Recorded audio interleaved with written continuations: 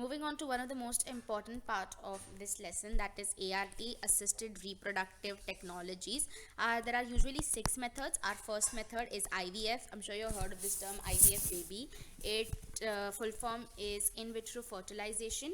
Here there is this ova from the wife or donor and sperm from the husband, which is taken together and they are induced to form your zygote, and this all happens under stimulated conditions in the laboratory, which is followed by embryo transfer. Now there are two types of IVF method. First is ZIFT, and then you've got IUT. So ZIFT is zygote intrafallopian transfer.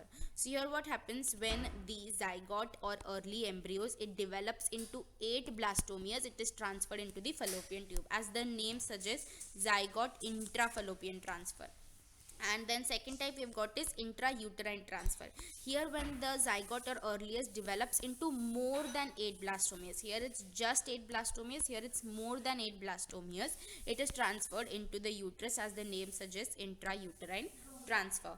Our second type of ART is Gamete intrafallopian transfer, in which there is a transfer of an ovum from the donor into the fallopian tube of another female. So one female gives her ovum to the fallopian tube of another female who cannot produce ovum but provide a suitable condition or environment for fertilization and development.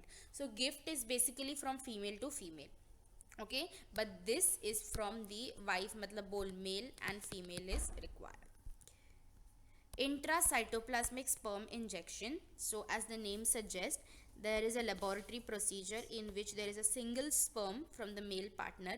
It is directly injected into egg of the female partner using a microneedle.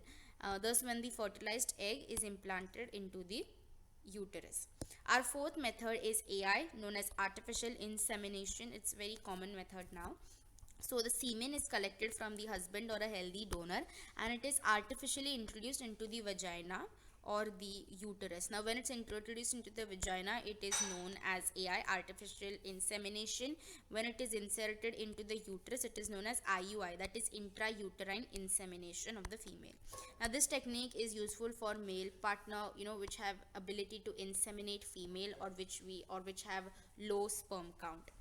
And our fifth method is surrogacy. So here a woman or a surrogate mother bears a child for a couple which is unable to produce children because the wife is infertile or unable to carry.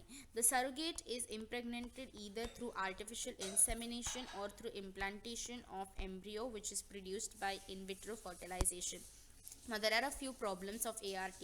First of all, it requires high precision because you are doing everything artificial. You're using microneedles, you're artificially introducing it into vagina and stuff. So, and you're creating a baby under laboratory conditions. So when you're doing all of this, you require extremely high precision handled by specialized professional only and expensive instruments.